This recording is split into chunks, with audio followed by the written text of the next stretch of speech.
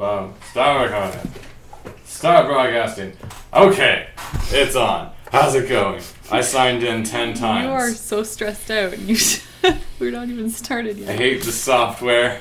I hate this computer. This computer did nothing wrong. It did everything wrong. It's a good computer. No. I don't know what's up. No. It's a good computer. It wouldn't recognize the audio device, and then it wouldn't recognize the camera, and then it wouldn't do the audio device again.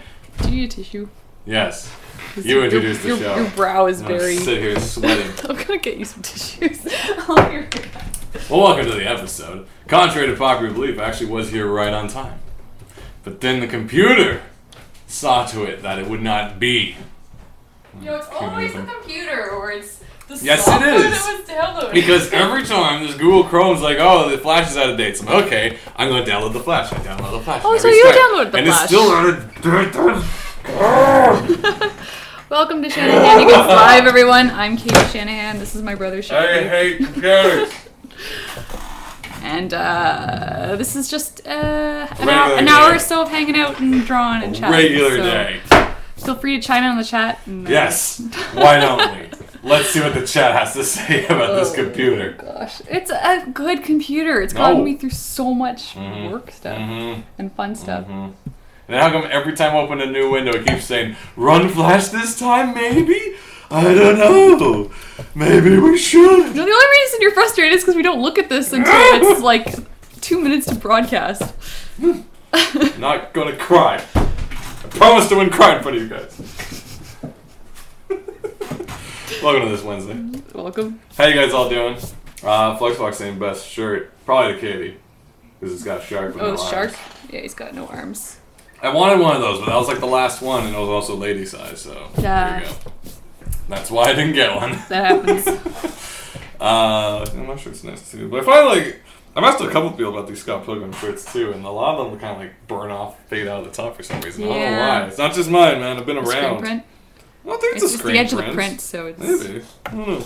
It gives it that nice retro look, like the pre-torn jeans the kids wear. Oh yeah, where you could buy shirts that are already... The screen Worn by print a has man. been ripped off. Pre-worn. Yeah. Found in someone's dumpster. Why not? How y'all doing? Computers. How y'all doing this fine day? How are you doing?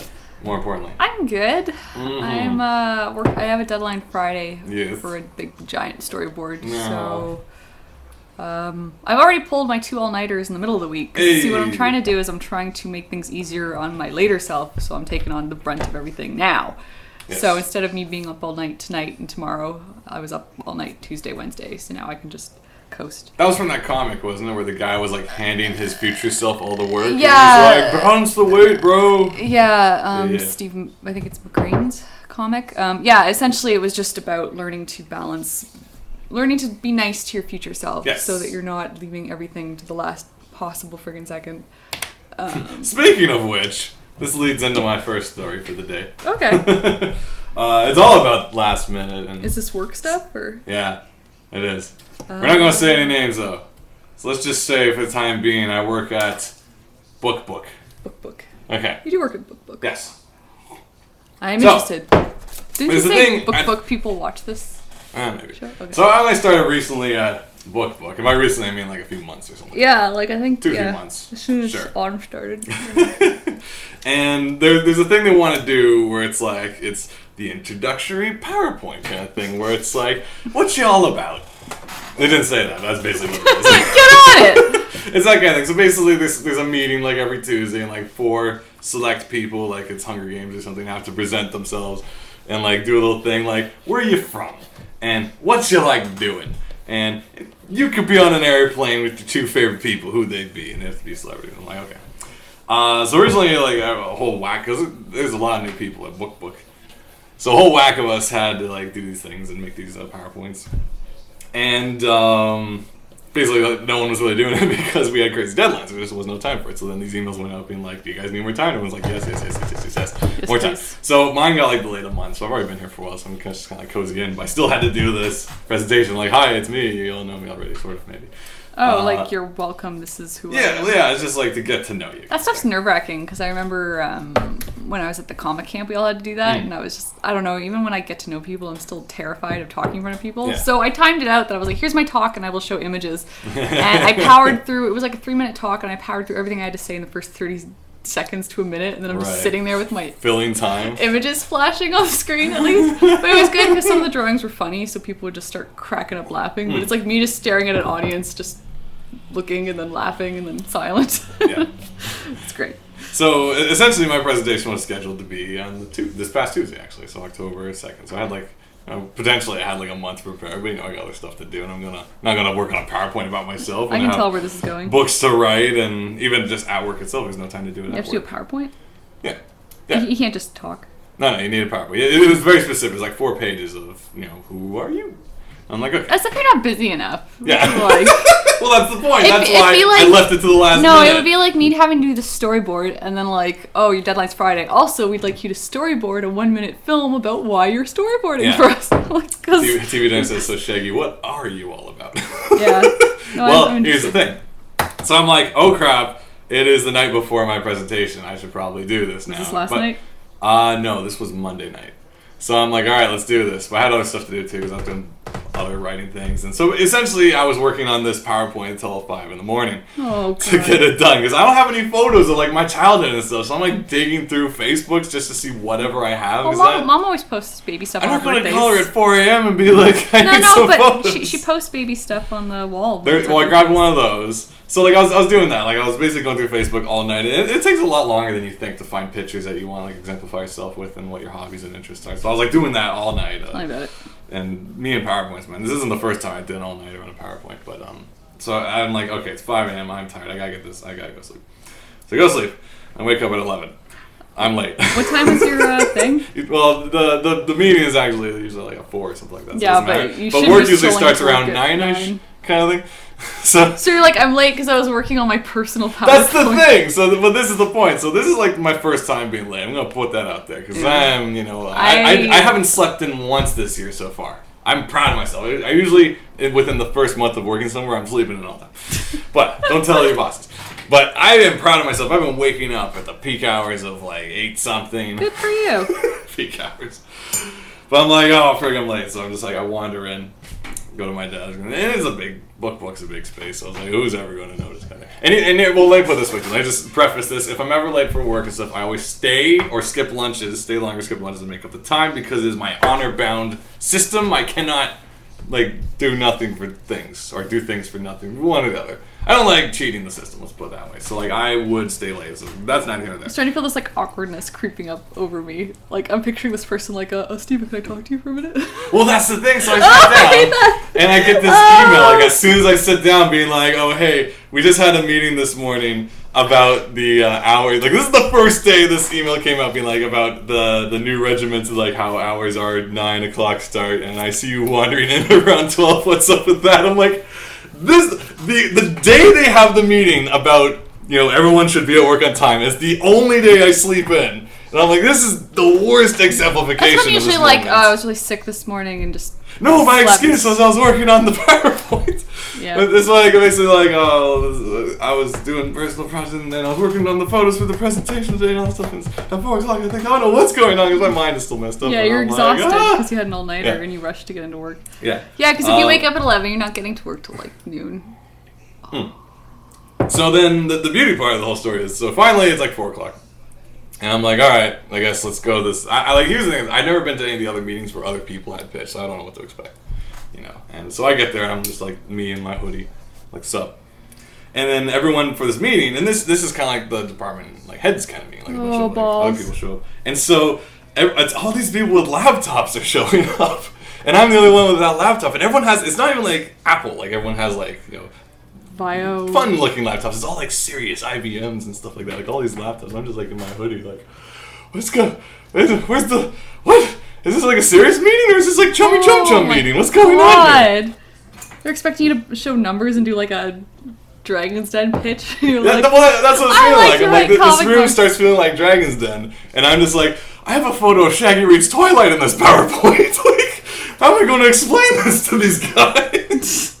It's I just do whatever I could in there. So I get in there, and in the things about the start. Oh, I feel like I want to jump out of this. I feel like really awkward. But here's the beauty part, which is either the saving grace or even the sadder part of the story.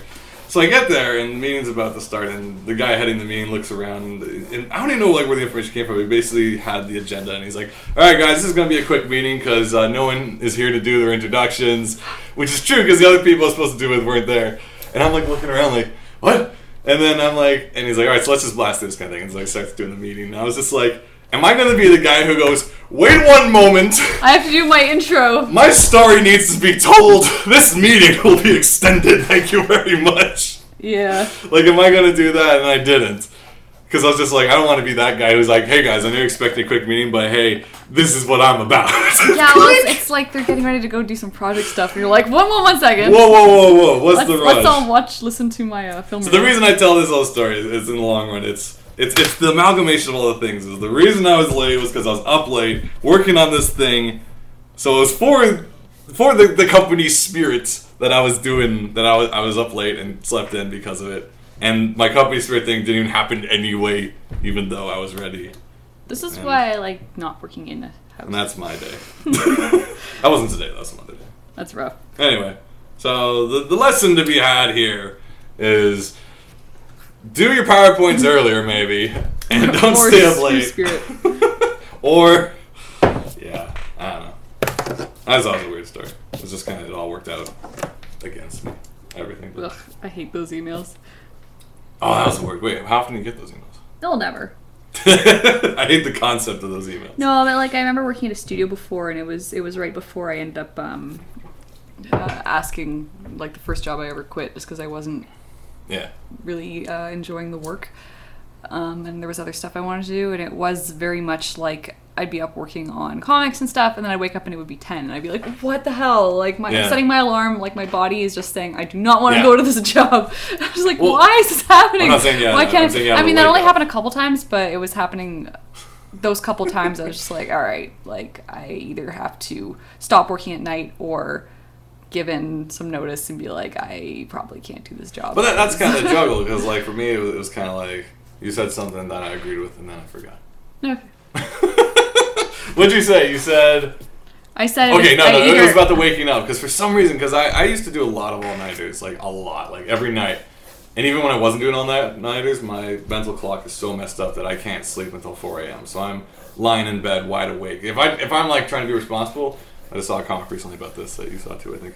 That's like, I'm going to bed at like 11, 12, being responsible, and then it's 3 a.m. and you're still wide awake, and you're just like, I hate everything. Yeah. And that's basically what I went through like all year until I started working like a full-time job again. Just because my hours are so messed up that I could not sleep regularly anymore. And even if I did, I wouldn't dream and all that stuff was over. Oh gosh, But like since then, I've been like on a fairly responsible sleeping schedule, but just because I was up late till 5 doing this PowerPoint, I could not wake up for anything. I didn't hear any of my 7 alarms go off. Yeah. I was just done. And I woke up at 11, like, not even, like, registering what's up, and I'm like, no. Oh my god, it's 11. So, you know what, though? Next time that happens, you should contact someone and say you're on your way instead of just trying to hopefully... No, usually I stumble out as fast as possible and just, like, rush it.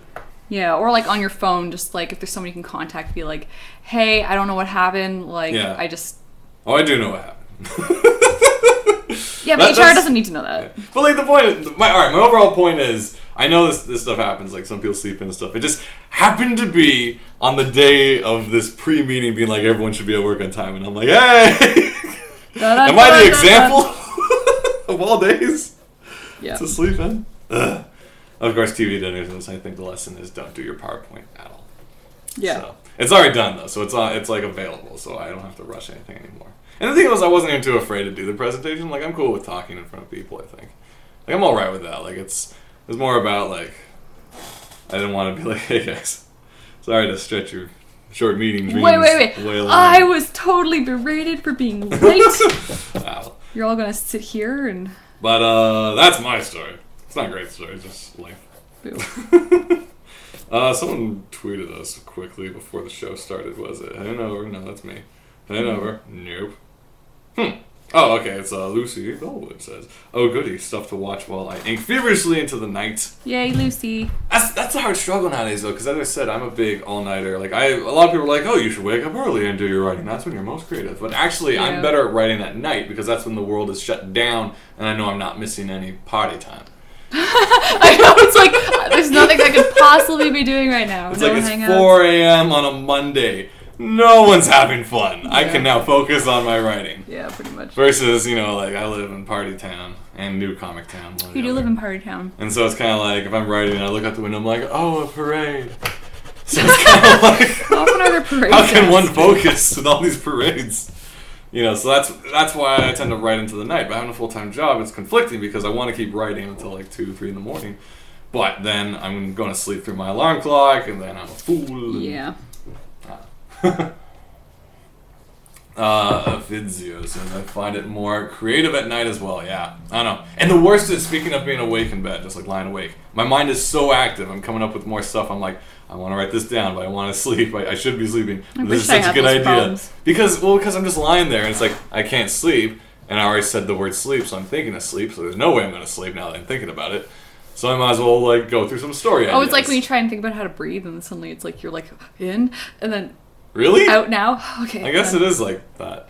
Yeah, I used to do that when I was a kid. Like if you thought about breathing too much, suddenly it wasn't automatic anymore, and you had to like consciously do it. It's like thinking about blinking. Yeah, then it was hard to fall asleep. So I got an hour's sleep last night, so Fox hoping for more tonight. Yes. And Chris the host is here. Same. How's your sleep, Chris the host? That's all that matters. We all gotta get our Z's, man. 8 hours, 6 hours, 12 hours, whichever. You figure it out. I wish I didn't have to sleep. Wish I was a vampire. I stay awake and work all the time. Yeah.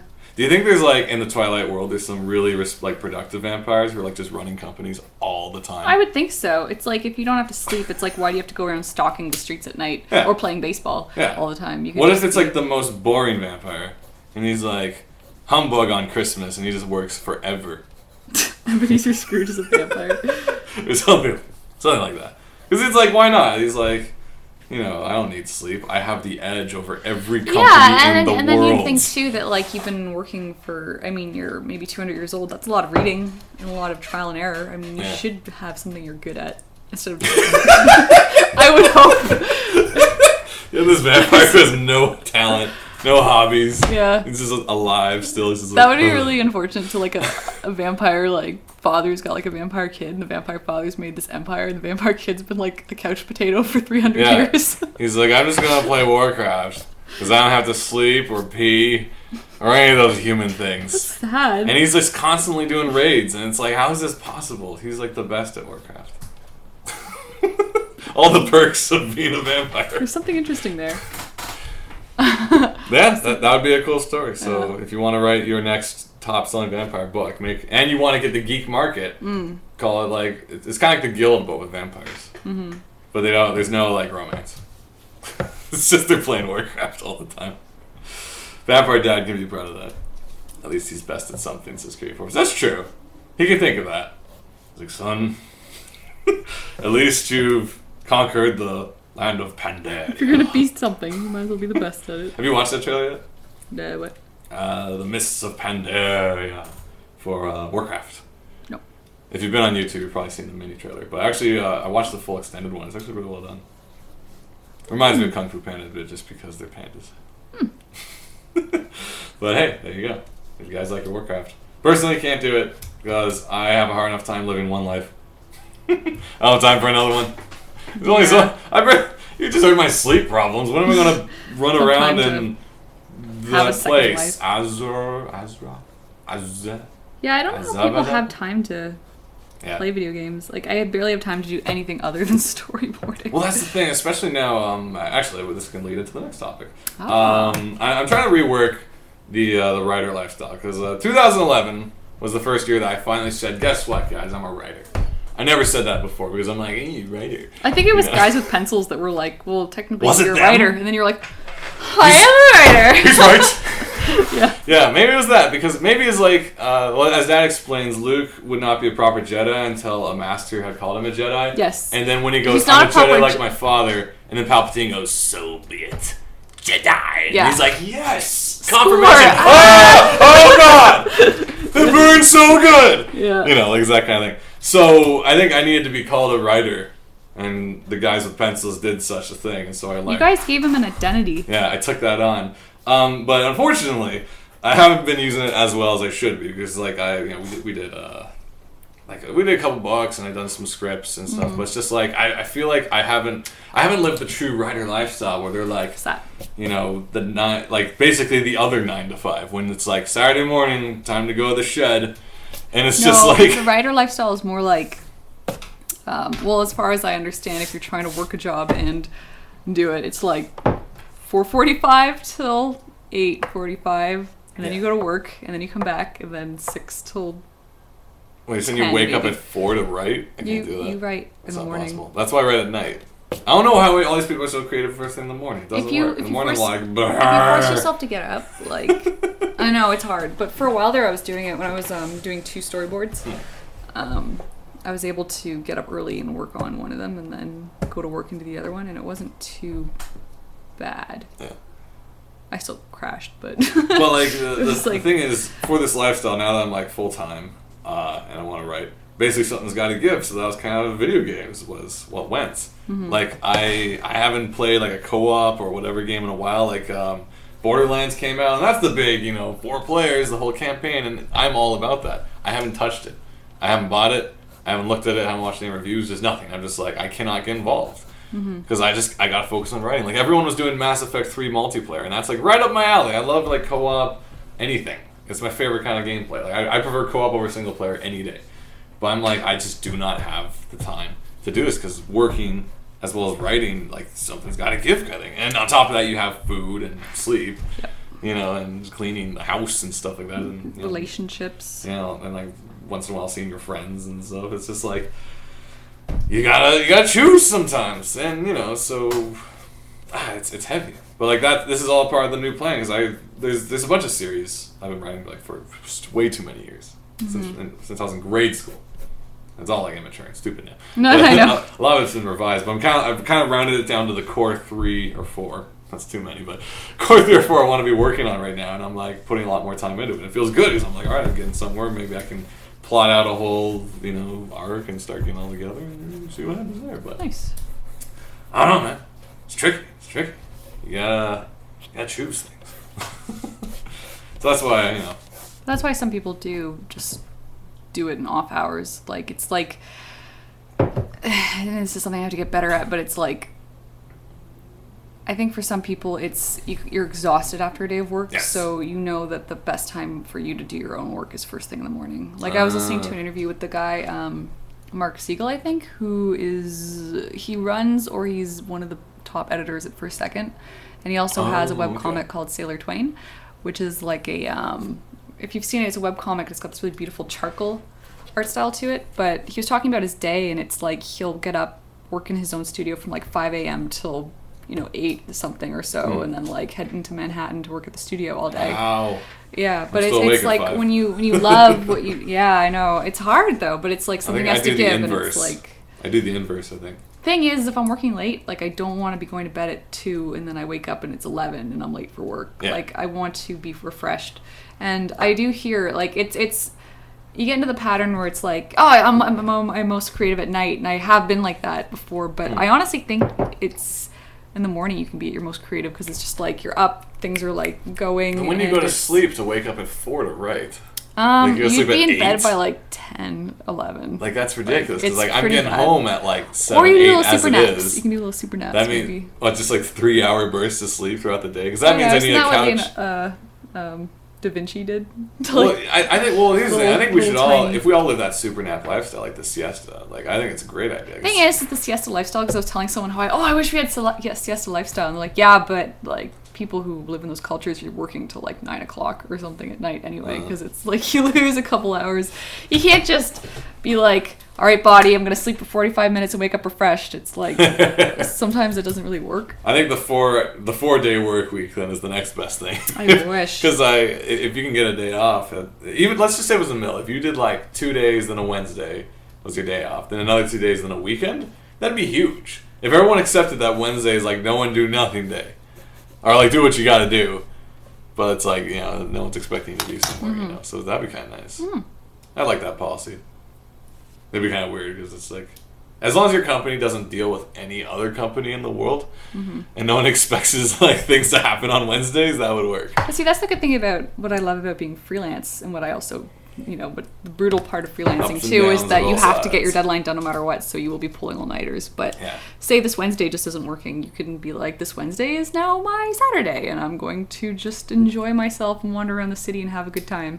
And it's not like, sometimes when I was working in studio, it's like work hasn't shown up yet, but you have to sit at your desk and you have to look busy because you're in a company, and it's like, but I'm not getting my scenes till 12 and I'm sitting here at 9 o'clock just feeling useless. I don't know. Yeah, there's the ups and downs of... Well, speaking of the adjusted lifestyles, I'm doing a test this week. You can follow my Twitter, Shaggy Shan on Twitter. I'm doing the vegetarian test this week. I heard that crash and burn. I read your tweet and you were like, it's very hard to be a vegetarian with like McDonald's. And no, but I didn't actually crash and burn because I didn't write it properly enough. I actually didn't partake in thine meat at McDonald's or the free pad thai. I was just commenting how it's hard. Like, here's the point. So meat is so plentiful. Yes. This is just an experiment, just like, because why the heck not? Maybe it's also a detox because I feel like I've been having too much meat lately. But I just felt like, the week before Thanksgiving, because there's no way I'd make it through Thanksgiving.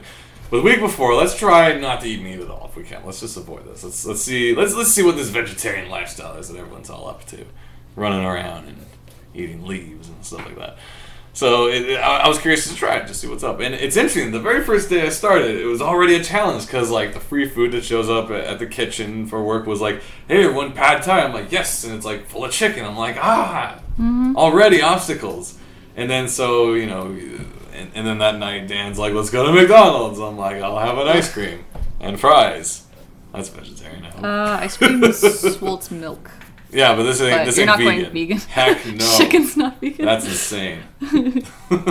And so I've been kind of making notes each day of the week, and I'll have my expose coming up like next Thursday, maybe on Uber Friendship. My first article. You do feel better. There was a little while there where I wasn't eating. And I have vegetarian friends. I know you can definitely make it work. For me, I like having a balance. Like I like having some meat every once in a while. Yeah. I'm not a huge meat eater. I am.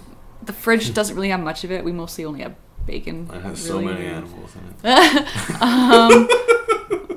But like the more vegetables I eat, I find I'm more energetic and I feel good. And sometimes it's like you haven't eaten meat in a while and you're like, I just want to eat a whole friggin' head of lettuce, and you just got this urge to just want to eat stupid amount of greens. I had that. Well, I have it now just because we haven't gone shopping in a while, so all we have is bread. So all I'm eating is bread and pasta and bagels, and it's gross. But it's interesting just to all see how kind of limited your options are, because I've been to like a few restaurants since starting this, and it's just like you're looking at the menu and everything is chicken, pork, beef, and if you're lucky you're going to find something that doesn't have meat in it. I'm like, man, this is going to be trickier than I thought. Like, it's just, even like you go to sushi joints if you're like no fish, and it's like even going through there, they're basically looking for anything that's vegetable. Like, let me put it this way. It depends the food places you're going to, though, because it's... Well, I'm just talking about, like, it's also for my peace of mind. Like, say you have a vegetarian friend, and you're like, let's go out to eat. And I'm, like, wondering what they're going to order. You're also dealing... we're living in a big city that has more vegetarian options, but think about being a vegetarian in some place that doesn't have a lot of... though, it's like not everybody eats out at restaurants all the time, so it's like this first world problems thing, or shaggy world problems. All these restaurants have meat in it. I keep going. But yeah, if you cook for yourself, you just go shopping, buy vegetables, and then I think just a lot of vegetarian people probably don't go eat out at restaurants all the time because it's like, oh, I guess I'll have the veggie option at this restaurant. It comes swimming in butter because that's how they serve it, and it's like, here's a whole bunch of gross frozen steamed broccoli for you. That's the thing. I was gonna say, just because you, as I posted last night, just because you go vegetarian doesn't mean you're going healthy. No. Because I had some tempura avocado last night. Holy heck. And it was greasy as hell. And then I had like the whole yam set. And and like a udon noodle. It was just like this giant fatty bowl. I was like, I almost feel less healthy since going vegetarian. It honestly depends what you eat. Glenn claims I failed because McDonald's fries apparently have contain beef extract. Yeah, and they're I say, cooked in meat oil. I don't care because I didn't actually physically order something with meat in the Well, now you're making out weird rules for your vegetarian. Well, this isn't like a moral thing. This is you're this loophole that you're like, oh, maybe if I get someone to put the meat in my mouth, it's not my fault. So it's like, give me that bacon sandwich. Just hold it up. This is more the context where of like you trip and actually fall on someone's steak. Whoa! Yeah. Oh no. It's like an anime. This is like actually like I'm not intentionally ordering anything that is like directly a meat that I would then cut and be like it is meat. This is more like not meat because I had the tofu pad thai. I get it though. You feel like you've kind of OD'd on eating too much meat, way, so you're just trying to. Yeah, just try to cut it back. And like I'm not claiming this isn't like a whole lifestyle change. This is an experiment, guys. You're gonna see all my findings.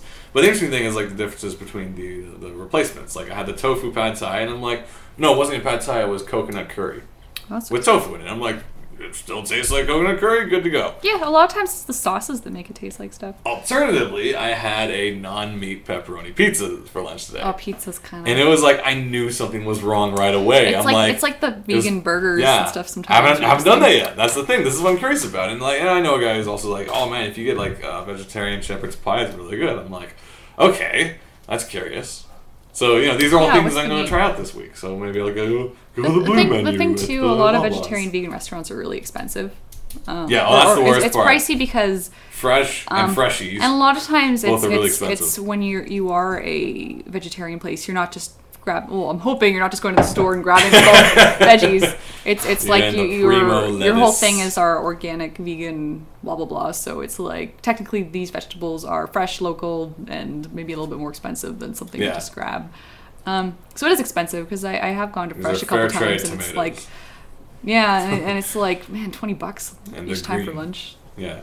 That is or to expensive. get those shakes, those fresh. Well, like I once went to was it Fresh? Shakes. I guess is what it's called. And I'm like, oh, how about the mushroom burger? And it's like $13. I'm like, it's the same price as going to friggin' Hero Burgers and getting That's the thing though. If you're grocery shopping, I do think the produce around the aisles is a little more expensive to buy than say if you just got a whole bunch of boxed stuff. Because they talk about that when it's like people don't have a lot of money. It's like. You want things to last a bit longer, and then it's like, this isn't going to last long, but these things are a bit more pricey, all the veggies and whatnot. Although I haven't noticed that super much, but berries are hella expensive. It's like a little quart for $4. Yeah. Well, like my core vegetable meal that I make is I just do the quick broccoli stir fry. Like I do it just right every time. So it's kind of crunchy and still kind of soft. And actually, what's nice, what I used to do when I was more poor artist. More poor artist. It's like you get those frozen veggie packs and then you steam all that and then you make some rice and then you throw it on the rice and put in some soy sauce and then you get your carbs and your veggies. I guess so. If only I wasn't avoiding rice. Or you could do noodles. Yeah, there's that. Why pay $13 for a burger? I can go visit my dad and have him make something delicious for free. There you go. There's that too. Well, we can't all go to your dad's house. Yeah, unless you're inviting us all over. Or you can mail us. Where do you live? Send us your address. We'll come over for dinner. But it's just been an interesting experiment because it's also kind of it's one of these dumb little things that make you excited for the next day because you're like, what adventure am I gonna? This is kind of like my toy window at work where I'm like, oh boy, what toy am I gonna bring to work tomorrow? It's like my kind of sad, fun thing to look forward to. And this vegetarian thing is kind of like that too. So I'm like, oh man, what am I gonna do tomorrow? It's the whole world the limited world of vegetarian food is out there for me to choose from, but like it's curious and I'm kind of excited for each day. So so each day I've had kind of like a different food just to be like, what is vegetarian and blah blah blah blah. And I may not be doing it 100% as Glenn points out with the fries. But like, I'm not intentionally ordering. I feel like meats, walking into McDonald's that was the first mistake. I am going to admit. Once you step on the threshold, it's like the tiles are made of meat. For day one, I should not have walked into a McDonald's. I think just smelling that place ruins it. I don't know, because sometimes I'll go in there for breakfast and I'll get their and I'm not a vegetarian. I don't know why my folks hash browns always think I'm a vegetarian, but I will get the breakfast without meat and I'll put the hash brown in there. But I'm like, this just doesn't feel healthy. I just go and order a bag full of hash browns. So good. Yeah. So good. I gotta say though, like there was a time there where I was like super healthy kick, and now I'm gonna eat a bunch of kale and I'm gonna have a wheatgrass shot. And awesome! Kale? It's like the best thing. The hell's wheatgrass? It's green. I don't know. Anyway, I got so sick off of it. And I was just like, but this stuff is like pure good food. That was like the first time I went to one of those like we blend fruit. Yeah. What's that place called? I like that. And we have sunglasses and it's cool. And there's grass all over the place. Booster juice. Yes, Booster Juice. Made you sick. The first day I ever went to Booster Juice, I had the worst sore throat in my life. Yeah. So I don't know what green remedies you guys are shooting in there, but I never went back. I had I was listening to people talking about different ways to stay awake because I was trying to get off of the coffee because it's, everything's good in moderation, but when you're pounding back coffee, that's not awesome. Yeah. And I'd heard wheatgrass is a natural good. It's like they blend up some grass and then it's like this putrid little green. It's okay. You blend it with ginger and it tastes all right, but it's supposed to be this shot of just vitamins and energy and whatnot. And I was like, yeah! And then I spent like the next 5 hours lying on my side on the couch because my stomach hurt so bad. Yeah. And I couldn't figure out what was causing that. Went It was wrong? just I'm so Maybe used to more crappy wheatgrass will help. Give me another $5 shot of wheatgrass. Yeah. Yeah, I never got into the health kick.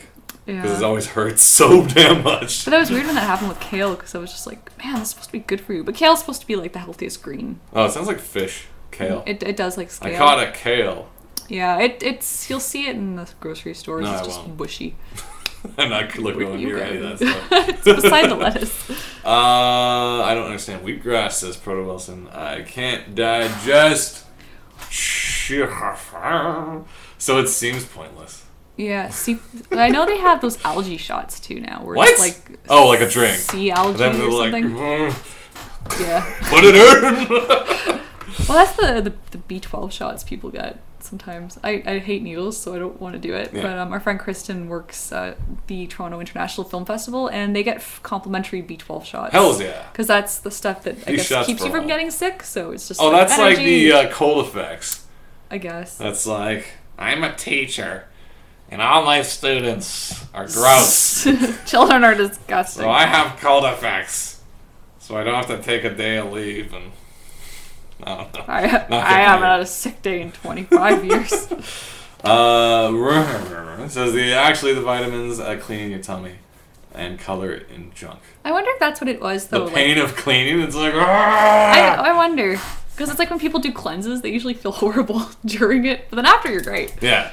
I knew people It's like at work who... cold turkey, that's what it is. It's like going... Yeah, what was it? There was this cleanser that people were doing where you were just drinking lemon juice and maple syrup and like cayenne pepper or something. Of course. But that was it for like 2 days. Yeah, that and sure. a lot of water.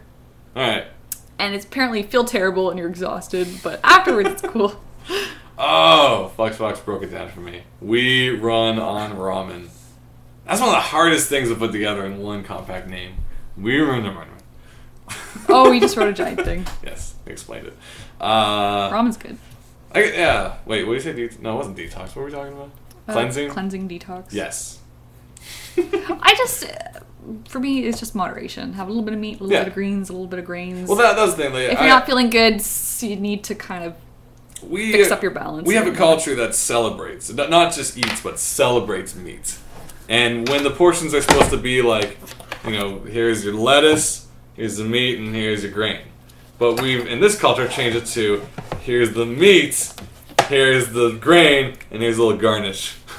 And it's like, we've completely flopped it around. And there was, I forget if it was Patton Oswalt or Louis C.K. I think it was Louis C.K. He's basically saying, food is supposed to be energy. It's supposed to be like gasoline for a car. It's supposed to what makes you do things. Yeah. It's not supposed to inhibit you from doing things. Like, I ate so much, I can't get off the couch, man. I'm sorry, I can't come out. And it's like, that's not what food was for. I know. You're not supposed to eat so much that you have to pass out. Yeah, it's supposed to give you the energy to do the day. That's what's stupid about Thanksgiving, though. It's like we eat Thanksgiving, and we're pretty much giving up our whole afternoon. Because every time we go over to the families for Thanksgiving, it's like... you're done. You, me, Heather, and whoever else is over like, are passed out on the floor in the living room. We wheel out the giant beanbag. Yeah, and just all... the communal beanbag for all holidays involving turkey. It's like... It's like... I find it funny because it's like even if it's in the early stages when Jerry and Helen were just getting to know the family, it's like you're on your own, we're passing out now. I'm just sitting on the couch like, oh, okay. But yeah, it's food. Like we celebrate food, like all cultures do in their own special way. It is culture, in as much as dance and religion and stuff is a part of culture. Food is a huge part of culture. Your story is told through the foods you've made and developed, and and all these things. Like there's interesting stuff about like certain cultures in Europe make kind of like the giant, not pasties, but it's like kind of like that. It's like a bread thing, but they made it in such a way where the bread at the end that would become the crust, like kind of like pizza, was made extra thick because the miners have mercury all over their fingers. Oh, jeez. So they're just going to eat the meat and the pasty, whatever, and then throw away the handheld bread parts. The mercury fingers yes, part? because you don't want to eat the mercury. Good gosh. And so culturally, this dish, this pastry you'll buy now, just by culture, has a giant, crust because of the work situation in the culture. And it's fascinating how food is affected and designed in food practices and stuff. Like you're not, it's immensely disrespectful to put your chopsticks in your rice, because that's a sign. Often at like a graveyard, you would put like incense sticks in a rice, and so you're not supposed to stick your chopsticks in any way whatsoever in your rice. You're supposed to lie it down or something like that. Like there's a lot of strict cultural stuff based around food. It's fascinating. I should study that more. I sound like I'd be interested. Though, speaking of culture and history and stuff, I've been watching a lot of Crash Course, the history episodes. I think it's like is it the Fine Bros? I'm not sure. What is this? Sounds interesting. It's a series on YouTube, and it's a guy, and you'd love it because it basically talks about like Mesopotamia and history and the Huns, and it talks about religion and culture. Huns. Vlog Brothers, thank you, Flex. And this is actually one of my guilty pleasures. I watch it 4 a.m. for some reason. I'm like, you know what? I want to learn more about something, and it's like the dark ages. And wait, you watch it at 4 a.m? If I'm awake, I'll watch a bunch of Crash Course. And I'm like, I feel like I've learned something, and it's fun and it's interesting, and I feel like everyone should check it out. I think that there's 2 shows that the brothers do. One is science, and one is history. That'd be cool. And they kind of alternate during the week, and they kind of like talk. I haven't watched the other ones yet, so I don't get it, but I think they kind of refer to each other. It's like, but they're never in the episodes together, but they're always kind of yelling at each other from across. But John Green, the history show's fascinating though, because it's entertaining and you get to learn about just how cultures have spread. And I watched like stuff about Islam and Christianity, and it was just like a really good idea just to be like, how did these religions spread? And the most interesting thing is the Huns of all cultures were like the most accepting of having mixed religion. Yeah. Like basically they let anyone show up and just hang out. Like they didn't care what you believed in. They still like ransacked and stuff, but like they were military efficient. Any people they took would be incorporated in the army, but not as like a human wall. They become warriors and stuff. I find that interesting. Did I mean Mongols or Huns? I'm kind of mixing that up. Sorry, I may have gotten that wrong. I watched Mulan recently, and that threw me off. Yeah. I'm like the Huns. I am a horrible person. I told you I watched it at 4 a.m. Leave me alone. Mongols. Sure. Anyway, we'll get back to that. I was watching a Crash Course. a thing on I think it was around Crusade time or something, but it was like this town that had this division of, I think it was interesting because it was like it was a Catholic town or a Christian town that was taken over by the Moors, and then eventually the Christians took over again, I think. So there was this they built this beautiful mosque, but then when the Christians took over, they put like a church in the mosque. It was just kind of this building that's interesting because it's got all these weird layers going on in it. But it was like something they were mentioning when the Moors took over. They didn't force people to change their religion, but it's like almost in that's how people were able to uprise and take over. So it was like you have to make them switch, or else they're gonna get an upper hand. It's the culture. But it seems like the decent thing to do, where it's like, hey, we're just taking over your city, just do what you're doing. Don't mind us. We're just moving in. We're just taking your taxes. It doesn't really affect the common person. Well, there's also an interesting point in the Dark Ages episode. It was basically being like one culture is like bad years, is another culture is good years. Like at the same time in China, like all this other stuff was going on that wasn't a dark age. It was like they're evolving and doing this and that. Like it's the dark age is essentially it's mainly because everything. Our like North American concept of history is largely based on European cultures. So if it's like this was the Dark Ages, we're like, oh, it was, but it's like over here it wasn't, and over there it wasn't. Because this like 20s ragtime.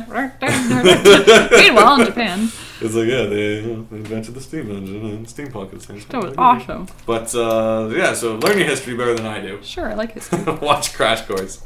Very interesting stuff. Speaking of history, a friend of mine hooked me up with some videos about the true or false Disney and Disneyland rumors and Disney World rumors and stuff like that. I've heard scary stuff. And so the show's hosted by one of the Imagineers with the most obnoxious Boston accent ever. And he's like, welcome to the land of Disney. I love this. We got surprises and secrets. We're going to find out. Is this, like, is this Disney endorsed? Or? Yes, it's officially from like the parks. And it's like... The parks? The packs. Disney theme parks around the world. Got secrets. Is this good secrets? Yeah, they're great. So the first one was like, because they opened the episode being like, I hear Goofy's hat is sewed on his head. And then the other person's like, I hear the train station is not actually a train station. And then the third one, which will be the question, is like, I hear there's an underground network under Disney World. Well, this sounds a lot nicer than what I thought it was going to be. I hear Walt was a Red Scare rally. No, but I think there's a Wikipedia page that has like this covered up deaths at Disney World. Oh yeah, there's definitely. So I thought they were going to talk about that. They didn't bring that up. I heard that 12 people died. Ding! It's like, I heard a giraffe got struck by lightning. Oh God, who told us that story? We'll tell you guys about that in a bit. That was awful. Any hoozle. Oh. So, and the show's a little dated too. It's probably from like, at best, early 2000s. It's got to be from like the late 90s. But basically the questions are like, you know, underground network, and then they basically stretch out the whole 5-10 minutes, like barely. They could have just said yes. See, it's like, what's Minnie's favorite color? I'm like, oh, pink, no, red. But basically, it's the premise was in Disneyland, Walt got pissed off at everything apparently, and one of them was he saw like a Frontierland cowboy walking through Tomorrowland to get to his post in Frontierland, and he's like, probably fired him. If anything, label him a commie. He probably ransacked his house. But before that, or after, all those or little during, houses on the Toontown Lane actually used to be people's houses. Yes. So essentially, you know, Walt, if anything, if let's give him benefit of the doubt and say he was a genius and not just a he's a smart businessman. And he's basically, he loved the idea of not being integration, immersion. And that's what Disneyland was, and Disney World was all about. He's like, you shouldn't see a cowboy walking through the future. It doesn't make sense. So when Disney World was being built, they actually built Disney World on the second floor. And there's a whole main floor network underneath of hallways and lifts and stuff where people will disappear and emerge. So you'll never see an actor or a face person, whatever they call them, a cast member, in a place they're not supposed to be. Yeah, you just go into a doorway and then... Burp. So, fact, there is an underground network, unless they cut away to a different environment, because that'd be fascinating. Because then you get into the rides and you're walking around under them. And I'll have to look at that in a second. What?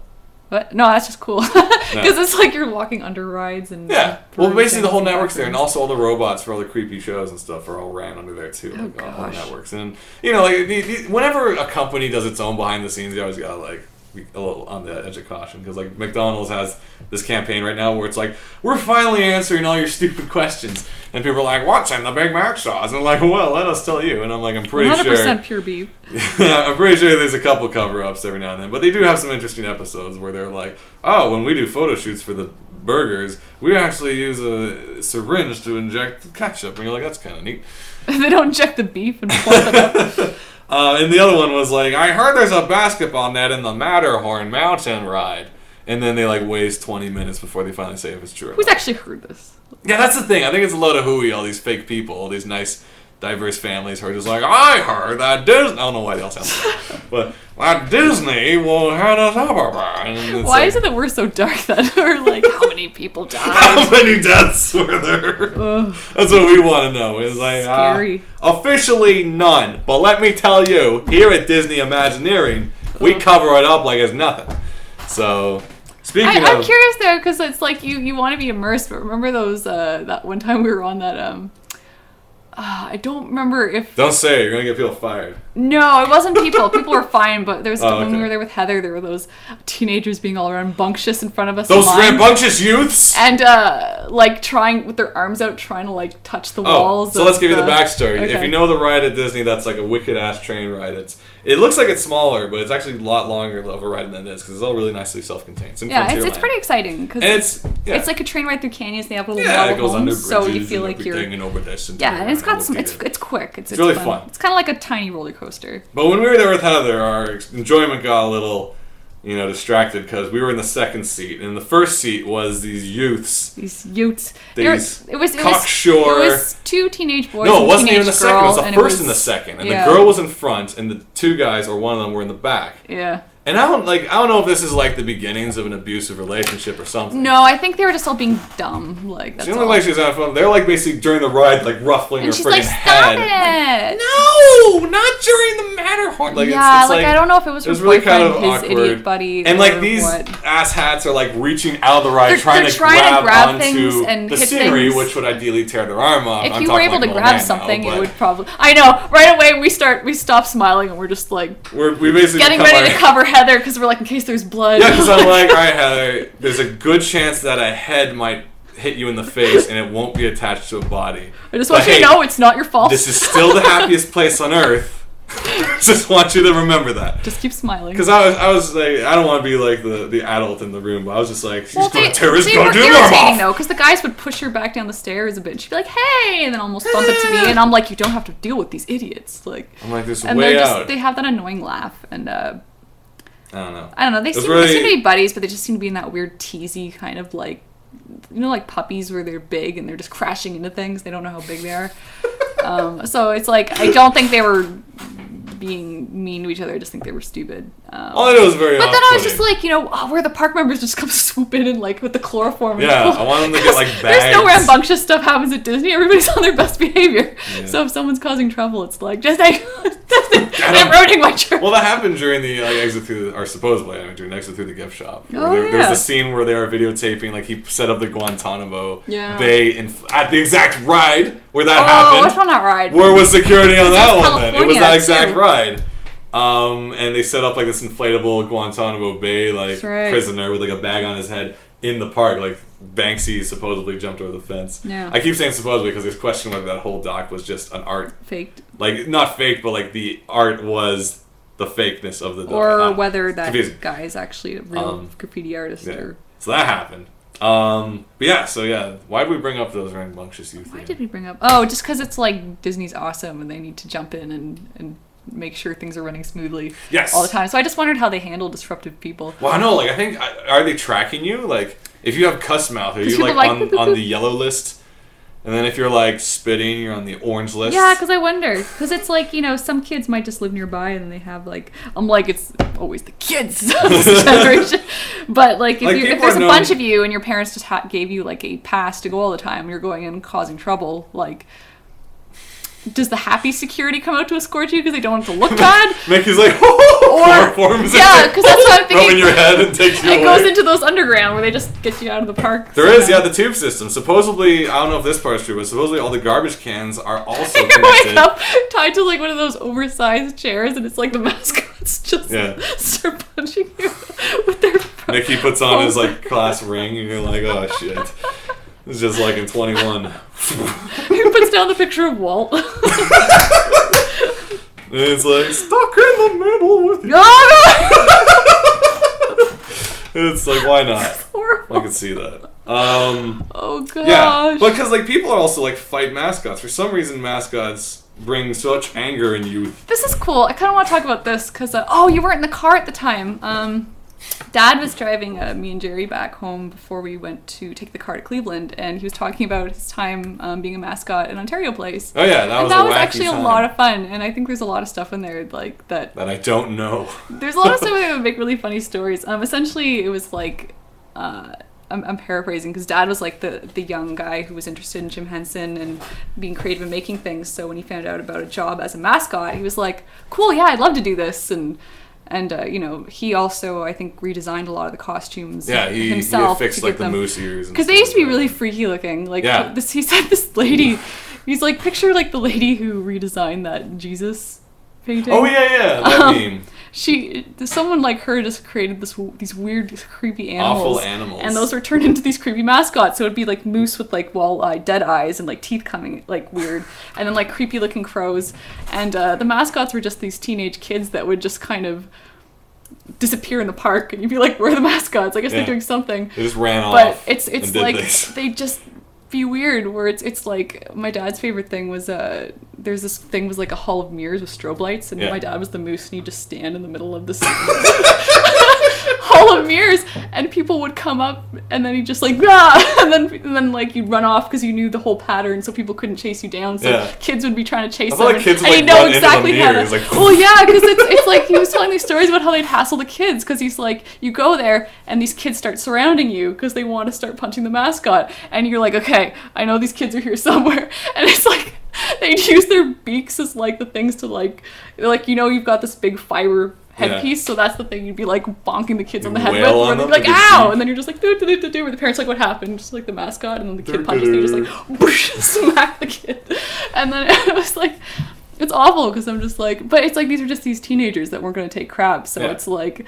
my dad was telling me the one story where this kid came up and started punching the mascot in the back, and then the one mascot got in the front, the other mascot started like bonking, like, oh yeah the one mascot was blocking the fight, the other mascot's like beating up this kid, and they're like he's beating him up, and as much as he's got these felt things, and he's just like boof, and smacking him in the head with his own head, and the kid's just like, what? But it's like the mascots are in front, like, nothing's happening. See, that can't happen in Disney though, because they gotta hold up. This makes me laugh. I can see some people being like, that's child abuse, but I'm like, those kids were dicks. Yeah, they gotta learn.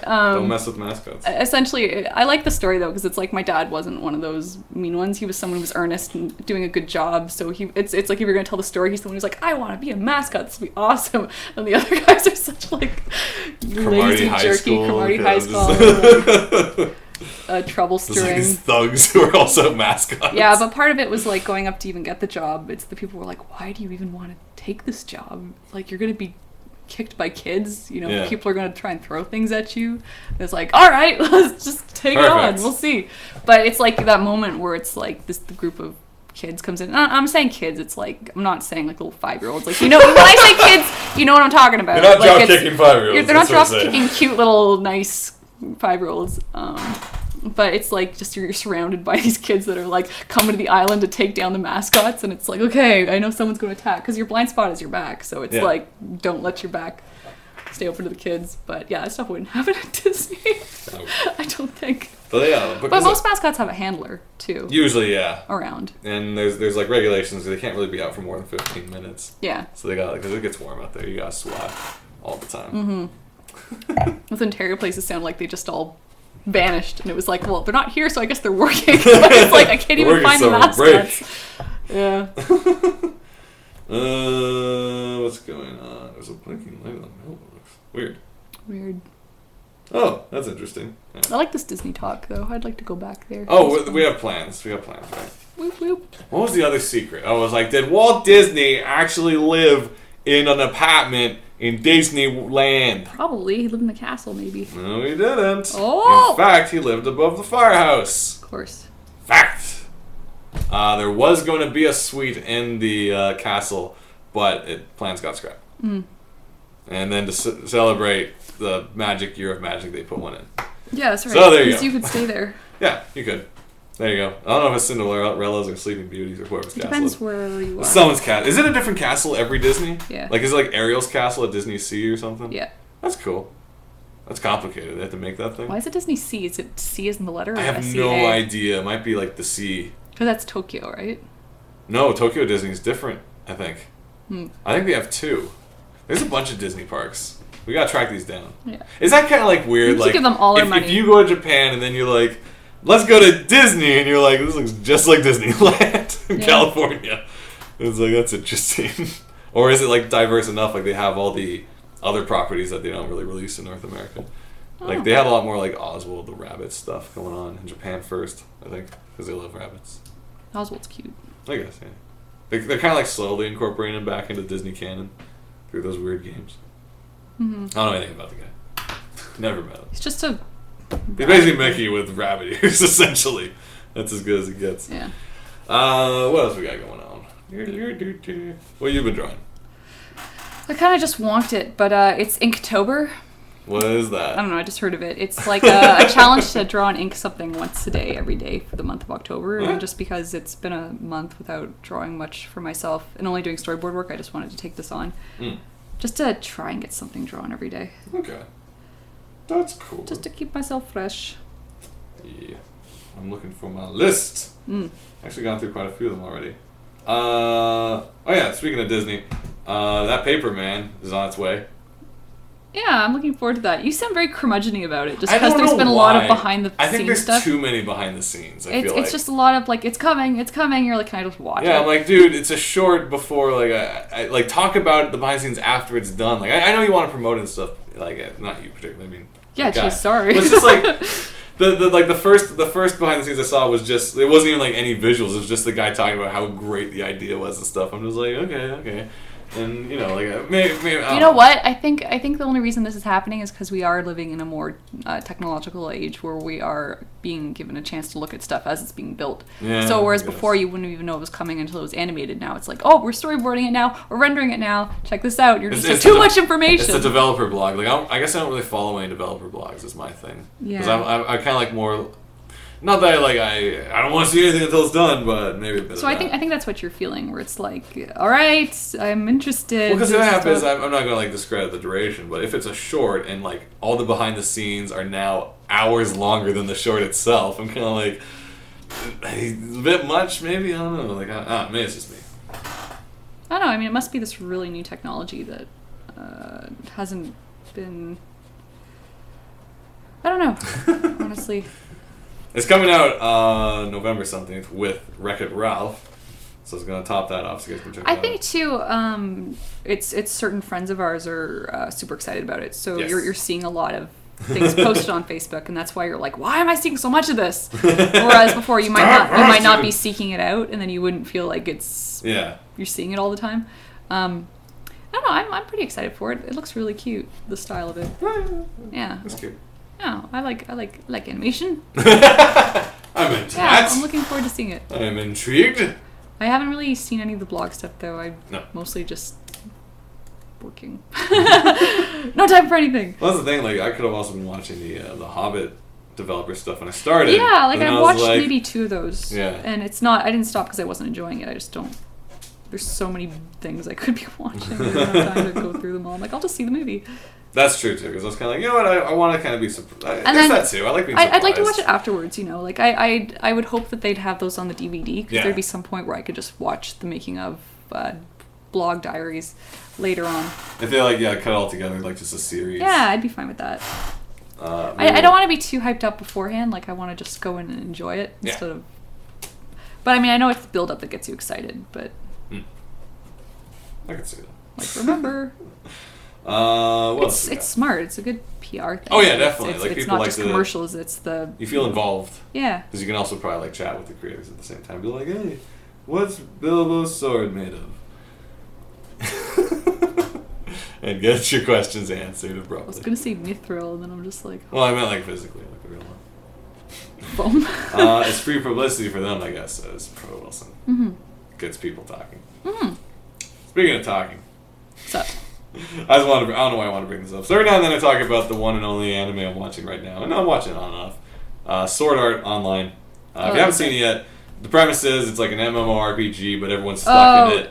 That's the one that's like hack but good. Yeah, it's basically .hack but good, as described. Or is it? Oh, so it's it started off really strong. I was really enjoying it at the beginning, but as I've explained in previous episodes, it's kind of falling into all those molds, like those patterns, where it's like, alright, if there's ever a female character and he has to team up with her, she's gonna crush on him hard and then find out he has the other girl and then she'll be like, oh well, and it's like da-da-da. Yes! Creepy Porpoise has it! Stupid AI chick. That bothered me so much. Alright, so let's brace yourselves. What's AI? AI, artificial intelligence. So she's not even a person. Haley, no, not Haley Jones. Yeah, she is. And this is why it's the worst. Okay, so, if you watch the intro sequence of this series, I don't care about spoilers, it's stupid. You might, but... If you watch the intro sequence of the series, it starts off pretty sweet. There's some... Alright, minor spoilers, fine, whatever. I don't know. Do you guys care? If it makes me angry, do you care? If you're gonna watch... what is it called? Sword Art Online. Come back in maybe 5 minutes.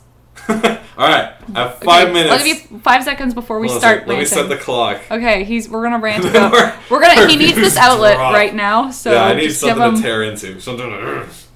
just find a clock. And... alarm. And... no. Stopwatch. Timer! Yes. I'm gonna crank you to 5. Alright. 5 minutes. You can put us on mute. 10 minutes is Fluxbox, don't worry about it. 5 minutes. We begin. If you watch the beginning animation sequence of Sword Art Online, it has elements of typical anime, of course, but otherwise it's actually a pretty decent opening. It's got some really nice run cycle, when the girl with the long hair is running up the sword, it's like, you're like, yeah, that's cool, and she goes, and the beginning audio is great because it goes like, it's like a piano, but it's kind of muted. Then it comes into full sound. You're like, oh, this is cool, and it's singing and stuff. And then his characters post. Then, right near the end, of course, just like every anime that has a deeper plot hidden somewhere, there's the little girl who's floating in a little white dress, and you know she's gonna be. And she talks like, I don't got memories. Oh, gee. Oh no, guys. She talks like Molly from Sailor Moon. There you go. Amazing. I had face. a lot of hope for Asuna being a strong female character. She almost was! And we'll talk about that within the 5 minutes, because she started off pretty strong, even though she was a lone wolf, but the lone wolf kind of leads to that part, and then she meets up with him, they team up, and then she joins the bigger guild, but she's leading the bigger guild because she's really good, and she's got the sword, stab. Then she reveals that all her special abilities are all domestic, and she makes a really good steak. No! And he enjoys it. Anyway, not here and there. There's another part about her I'm going to get into quickly, but going back to... She was only a strong female to get herself a man. Yeah, I'm good. Let's get domestic and stuff, even though this is an RPG video game and we're trying to live. How is your power making a steak? Doesn't matter, because everyone has abilities. Like, some people are vendors, some people are wizards. No, there's no wizards. Anyway. Some people are steaks. So, long story short, actually, let's lead up to this. Why the hell not? Wait, is it? Yes, okay. So, she was a part of this guild that was like the best guild, and the guy has a shield and his hair, and he's old. And then they're like, and here's the weird thing about RPG video games. You can leave a guild willy-nilly, right? Like, you don't have to stay forever. Do you need approval? I don't know. I don't play Warcraft. Okay. I think it's like, a guild, though, feels like it's a protective It may be frowned upon, but, oh, God, maybe I do need 10 minutes. We're already wrapping up. Shoot. Maybe it's going to be 10 minutes. All right, anyway, let's keep going. So, she is... So, she wants to leave the guild and hang out with the main character guy who's like, I got cool hair and stuff like that, and go on big adventures, because they actually work pretty well together. They have this nice combo system where it's like, switch, teamwork, awesome. But then the main guy's like, if she's going to leave, you have to fight me, and if you win, she can leave. If not, you join us. And I'm like, step back, son. I'm like, why is it pending on him beating you to allow her to leave when she can just walk out the door and who cares? But because it's chivalry and we want to add a plot twist, anywho, it'd be funny if he's like defeats him. He's like, yeah, and she's already long gone. It's like, dude, I left like 2 minutes 16. So anyway, he loses. Who cares? And then stuff happens, and then she leaves anyway. And then they all leave together. And then they put in the money and they buy a cottage off on floor 27 or something like that. Even though the front lines, which is still a cool premise, because the front lines is level 50 up and they're beating back guys. Anyway, so they're wandering around the cottage. Let's play the game where we're together. So this just becomes The Sims. They're wandering. Yes, basically it becomes The Sims, and they're making dinner. And then they're wandering around the woods, and then all of a sudden there's a ghost, because he told a ghost story, and it's convenient, but it doesn't matter because it is the ghost girl. And they're like, wait a minute, she's the girl from the opening sequence that annoys me, but she doesn't have a player tag. What? And she's like, I have no memory. Are you my mother? And then Asuna's like, yes, I am, because I'm feeling those urges. And so she basically lies? Yes, doesn't matter. So she basically takes a kid under her wing and says, I am now your mother. Call me Mama. And he is Papa, because we bought rings and we're married in this RPG. And he's like taking this a little quick. Those guys. This was a steak, not a 25-year commitment. But he's all into it. So they were both all in. They're basically parents at this point. Then they go back to level 1 to be like, maybe someone knows where this mind not working child is from. Let's go to the orphanage. And I go to the orphanage and blah, blah, blah, blah, blah. Why do I need to go to orphanage? You're my mother. Yeah. Now, basically, I forget when it happens, and we're still in spoiler territory because about 55 seconds. It's revealed that she's actually an AI within the game. So no matter what emotions she emotes, this is going to the what's it mean to be human? At least it would be if I didn't care. And she goes on about like, oh, even though I am the robot girl, I still had the feelings, and these tears are the real tears. And then they're all like, oh, I'm going to miss you because you got stabbed or something. I forget what happened. Doesn't matter. And so she's being deleted, and then they're all crying, and now Asta's like, oh, why not me? She's Whatever. AI. And it's like the worst ever. And this... wait, I don't have any more time to spoil stuff because I can start raising the questions after I spoil things. And then she's basically dead, but he downloads the code because he's the hack guy and gives her the necklace, and she's in the necklace, and who cares in either way. And it's like, what happened?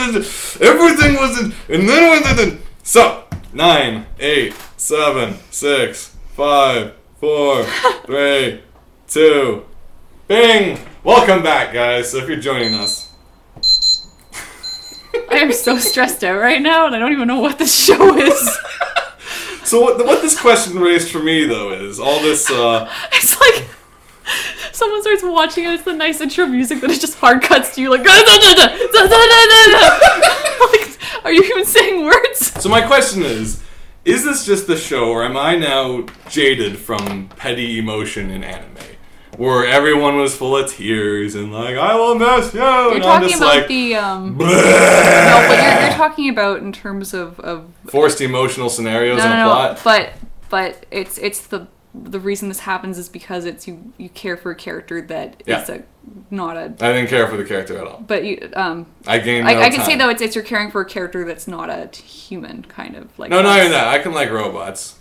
Okay, because I thought that might have been kind of the thing. Hated her. I'm like, there's tons of great examples of like what does make a person. Because it's like, don't I have like you read Battle Angel Alita, you watch She's Battlestar cyborg, though. Galactica. She's No, not I'm talking an about the android. general world. I'm not talking Oh, about yeah. that. There's a lot more going on. But the whole thing with Android, with Battlestar, although Battlestar those Galactica, and it's like they got really annoying after a while. It did, of course. Well, it's like I thought being a Cylon means you don't have to have all these emotions, and then suddenly it's all like emotions. Creepy Porpoise basically. Creepy Porpoise on the ball this episode. You win Go the badge. Creepy Porpoise. What does Creepy Porpoise say? Oh, he's drawing you a badge. Here, use the purple Sharpie. Okay. We'll mail this to you with the eventually. We'll post it on the Facebook at high res so you can download it. You win the badge for Sword Art Online. Because I'm watching this and I'm like, that's a really good expression. And she basically says it. We were not given enough time to care about her because she showed up one episode and then had her big emotional leave the next episode. It was forced emotions because it was like playing sad music and everybody's crying. It was literally 2 episodes. Yeah. Like you lose characters who've been around longer in that series and have less emotion. That's just poor. It was so poorly done. It was the worst, honestly. And it's like it felt like to me it's like you're supposed to be sad because she's the magic no memory girl from the opening sequence who floats and you know you're gonna hate it, but you should be sad anyway. I'm like, argh. This is kind of like, and I'm sorry because I know there are people who are fans of it, but I didn't really like. Okay, wait. Has everybody seen? Oh, God. Princess and the Frog? Am I going to spoil Princess and the Frog for anyone? For me. Okay. I haven't actually seen that yet. Funny that. Okay. We'll watch it and we'll have at some point we'll watch it. We'll talk. This earns a story about Creepy Porpoise and the Sword Art Online universe. TV Dinner saw it, but we're not going to talk about it because I'm allowed to spoil it for you guys. I'm just not allowed to spoil it for you. Yeah. But yeah, it's just like, I don't know, it's just the series has been plummeting slowly and painfully. And Sword Art Online started off with a hugely awesome premise. Like it's the same kind of morbid curiosity we get out of stuff like Gantz, Battle Royale, and more recently Hunger Games. It's an MMORPG, but everyone is stuck in the game, and if they die for real. And the series, I believe, is handled so well in certain ways because it's like each episode is like 2 months later, 5 months later, a year later. That's cool. And you're like, this is awesome because now you're going to see people who are just like living this life. And they start talking about like if we come back to the real world and then are we still like married? Do we still know each other? And I'm thinking like, how do you readjust? Like you are a warrior in this world who physically you're no different than you were before. Like you can have a physically huge man and the main character is small, but because he's a better player, his level's higher. But in the real world, that means nothing. I think people, in some small extent, do feel that, though, because it's like when you're playing video games and, say, in a situation where you don't feel like you're in control of your life, and maybe, like, as a high school kid, you're not loving your high school, and you're just feeling kind of frustrated and powerless, and then you go home and you put on, I don't know, Final Fantasy or just whatever game you're into, and suddenly you're immersed in the story and you're like this character that's kind of cool and has things going on for them and you can handle yourself, and then it's like, oh yeah, I'm not actually this character that can do anything. But like, I feel like that's gonna be the sad conclusion when like our main character, if he ever gets out of the game, he's gonna be like... He comes running into work because he's like a couple hours late, and then he gets this passive-aggressive email, and he's like, no! But it's just like, he doesn't have those triple slash abilities or whatever it is, or super speed. Like, none of that matters anymore. Like, they'll just be, if not like heavily unnourished or whatever their situation is in the real world. You know, are even still alive? Supposedly, like, the idea is like your families would have found you and then hooked you up to an IV or something. While your fingers are still like... Well, you're in a helmet. You're not like in front of a computer. Oh, look at him press those keys. You're in a helmet world that simulates and... What a stupid game. Well, that's the thing. Like, they haven't... Basically, I don't know if this is good or bad writing, but the magic wizard Agnum, basically, from Zelda, who's like... Now you're all stuck in the game. And it's probably because I have issues, which they'll address later. We haven't seen him since. It's been like 12 episodes, and usually at 12 is when you like, you know, Cowboy Bebop. 12 is when you re-meet Knives, and the Slayers. 12 is when you first fight. You're talking about Trigun. What's his face? What was his name? There was no Knives. What was the guy's name in Cowboy Bebop? The other guy with a gun. No, sword. He had a sword. Swords. The dude he was after. Yeah, Spike was versus.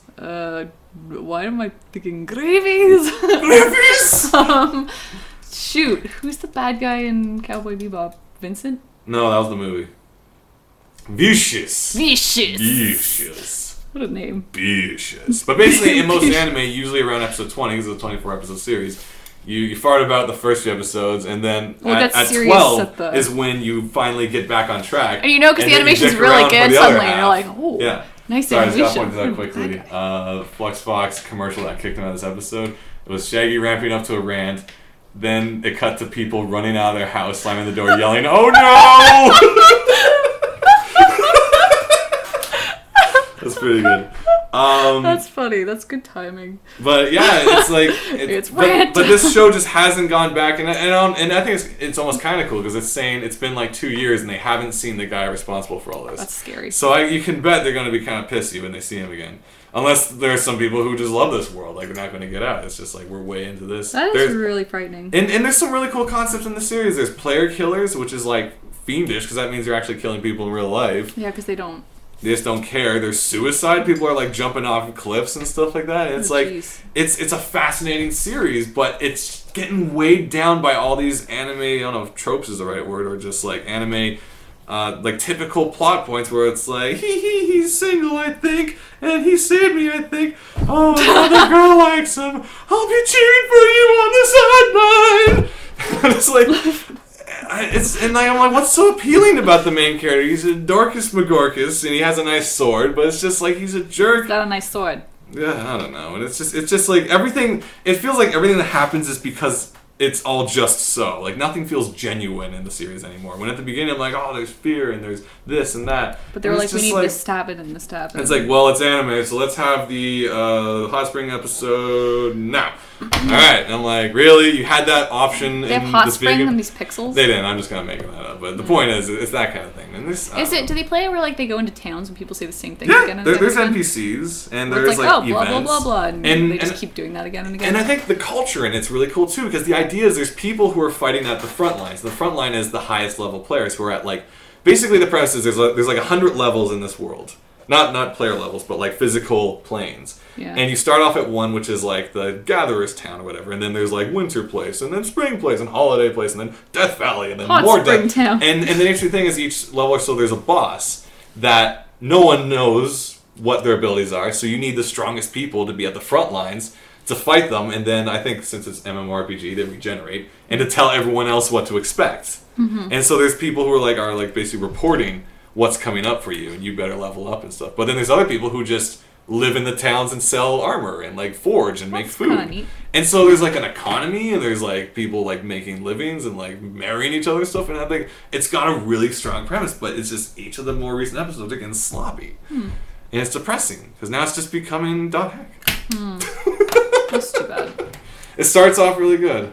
Of course, is the only character development you get is Kirito and Asuna. And if by development you mean ballsing it up hardcore, sure. Ballsing it up. Because she used to be pretty bad. Like, she still has the moves of stabby, stab, stab, but she just does weird anime stuff where it's just like, you know, this could have been so much better.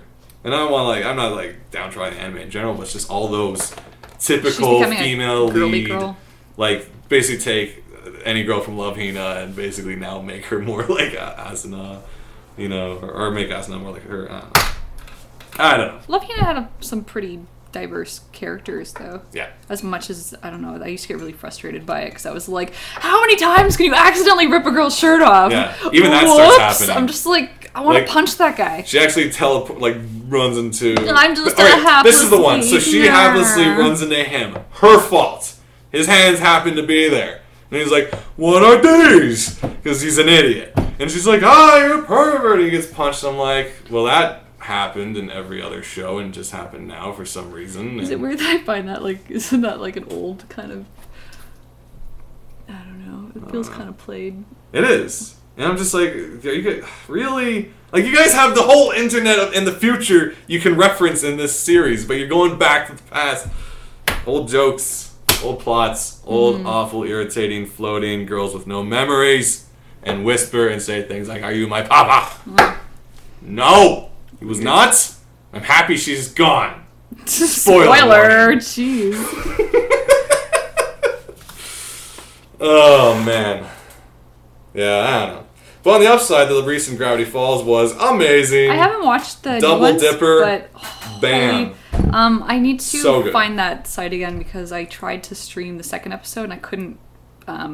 It wouldn't work, so I found it on YouTube when the lip sync goes off. Oh, yeah, but there's the scene where Mabel gets the hamster ball. Yes. And there's like those two 80s dudes. Yes. And they're like 80s car drive up, and then she's like, hey guys. And she's in this hamster ball, and they're just like, and they're so 80s.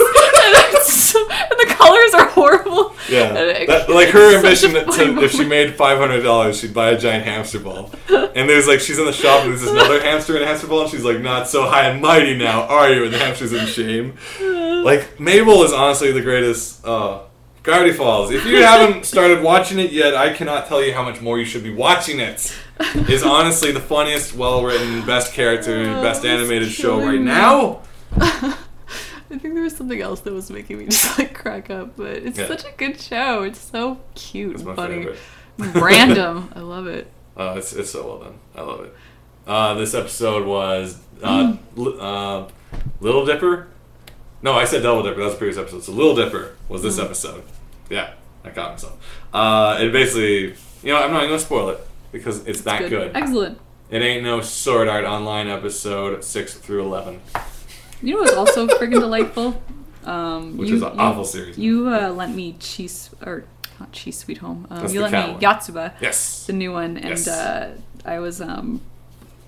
like near the tail end of my all-nighter, I just kind of started reading it because I didn't want to go to bed just yet, and that thing made me...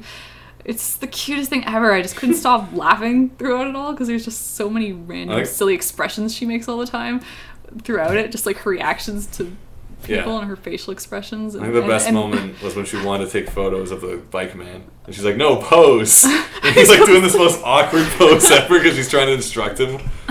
Oh my god. Yeah, but it had me just kind of cracking up and trying not to laugh too loud, but just like little weird expressions she'd make where people would, I don't know. It's like when the teddy bear is needing to be fixed, and the little girlfriend friend there is like, just pretend I'm the teddy bear. Tell me all your problems. It's okay. And this reverse shot, and her face is just like, what the hell? It's such a good, and she's got like, she has no nose. All she basically is like a mouth and two giant eyes, but the expressions she's drawn with are so good. I do find it like the grown up in me though does get worried that it's like this little 5-year-old is running around over town all by herself. Like, this is scary, but I mean, it's such a cute, safe story that it's just really fun. And I'm like, yeah, as a kid you'd want to be able to just run around, but I'm just like, God, where's her dad? Why is he just inside? Oh my god, you don't just let people run around. But like, I find like the characters funny too, like the dad and his friends, just like they're all just a bunch of 20-somethings, and I don't know, the acting I find is really fun and natural and cute in that story. I like it a lot. Well, if you want the stuff that melts your heart, you want to get Yatsuba as well as Cheese Sweet Home. both very similar in spirit. It's just like people doing things, like just living. I was at a little island today, and there's a Cheese Sweet Home print where it's like there's a bear holding a Canada flag, and she's like jumping in the front. Oh yeah, I got that. I got that from okay, the signing of. Oh gosh, I know her name. I don't know her name. Yeah. She came to Toronto though for TCAF this year. Yeah, that's right. So I got a signed because poster I of that. went to go pick up some comics today while I was running errands. Yes. What'd you get? I got drama. Yeah, by Reina. Oh, okay. Oh yeah. And, if you've read Smile, drama. Excellent. Yeah, I believe it's called promo. Drama. Yeah, it's about drama. It's a good thick book too. Or is there drama in it too? I think there's also drama. The girl I bought it from was like, it's a little. She didn't say. You're a little old for this, don't you think? No, I know. She was like, it's a little bit steamier than. She didn't say steamy, but she was like, there's a little bit more than Smile. The word wasn't steamy, but it hints that there will be relation stuff. And I'm like, ooh, relationships. It wasn't steamy, but. Yeah, no, she didn't yell at me for buying kids' books. Oh, okay. It's like, what are you doing in the Star? Oh my god, shouldn't you be at the Book Island? But then I also bought Amulet, the new Amulet. Oh, okay, there you go. Yes, because I realized I didn't have it yet. I hear awesome things. Yes. And I saw Kazu at Jason's wedding. Hey! Yay! That was a lot of fun.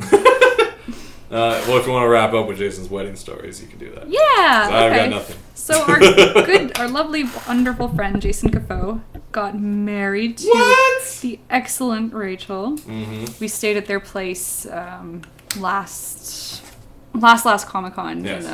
2011.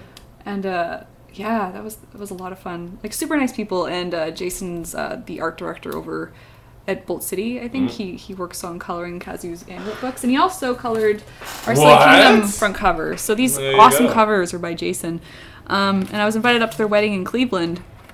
And so I went up with Jerry, and it was in a dinosaur museum, and it was friggin' awesome.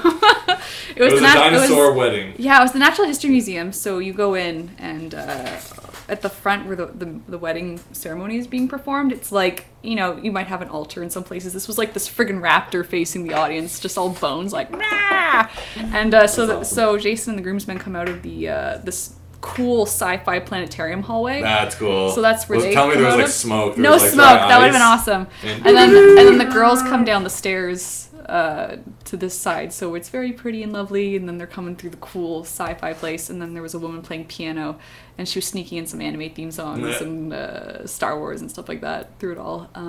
But so the ceremony was really nice, and then there was cocktails in the natural history area. So it's kind of just this big taxidermy display where it's like animals in motion, and just it's fascinating to look at. And there's the woman playing piano, and there's little snacks, and we're just chatting with everybody. And then we go into the main dining dance hall, and it's in the dinosaur exhibit. So you walk in, and it's here's your tables. It's so crazy because I'm like, these things would have eaten us, and we're like dancing to like Usher under them. But it's like you have your dinner tables here, and then there's like a huge T-Rex skeleton and a Triceratops and a Brontosaurus, and just it was so cool. It was so much fun. I had a great time, and yeah, oh, so good. Yeah, that's what we were up to all last weekend, and it was good. It was so close to being late. It takes like 5 hours to drive there, and the wedding was at 6. We got at the hotel at 5 o'clock. Oh, God. And so we get there, and the guy at the front is kind of giving us the spiel of the hotel, and we're like, okay, we gotta get going. He's like, here's some hot, fresh, complimentary cookies. And we just got these hot cookies, and we're like, oh, awesome. And then we start heading towards the elevators, and we don't even have our room card, so we have these hot, fresh cookies. And so that was that. But the fastest I've ever gotten ready. It was just like no makeup, no time for anything. We just got dressed. Go. There's like 30 minutes to get to the museum, and we run downstairs, and there's a shuttle waiting for us. So we just hop on and go right there. And it ended up being, I think, the most fun wedding I've been to. Nice. It was super great, and it was so good seeing Kazu again. Lots of great stories. I got to find out Mobius's favorite movie, which I'm not good at telling. Okay. Good to know. And no, it's just fun to just talk comics and just celebrate the relationship of some friends that we really, really care about. And yeah, it's too bad we couldn't bring everybody up to enjoy the event. But we'll have to go bug them next time we're in LA. Yeah. Mm-hmm. When's that for? You're going for... CTN, probably. Is it confirmed? I think so. CTN is... November. No, what is it? Cartoon Cartoon something network. It's like a big animation festival in Burbank. Speaking of Cartoon Something Network, Cartoon Network itself. That's right. Celebrated its 20th anniversary. We don't really have Cartoon Network up here, or at least not until recently, with some sort of merger with Teletoon. I'm not sure what's up. But hey, congrats. You guys have been doing animation for a good while. There you go. They released this really interesting trailer, music video type thing, which has a great amount of Adventure Time in it.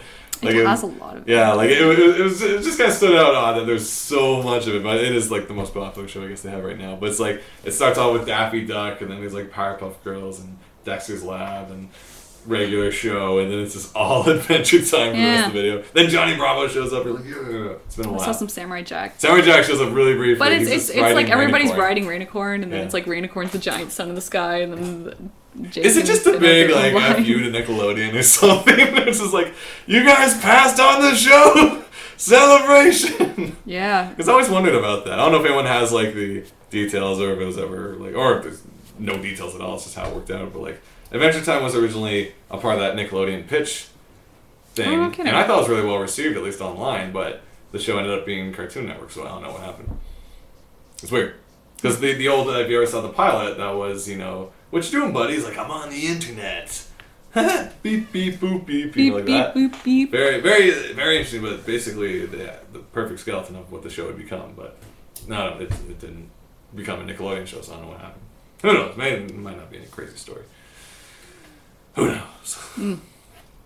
Anyway, that's all I got, I think. What do you got? How's your ink? It's good sinking. Just drawing some cats and a pumpkin. Alright, so once again, because of stupid computer internet, our other camera's not working right now, but here's cats, kitty cats, and a pumpkin, because it is be Halloween coming up. You can tell I miss Puzzle.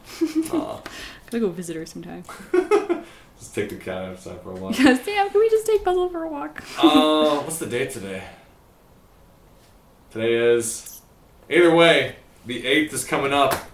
1 year anniversary. Silly Kingdom. It's been a year. Can you believe it? Yep. I can. It's been a long year. Yeah.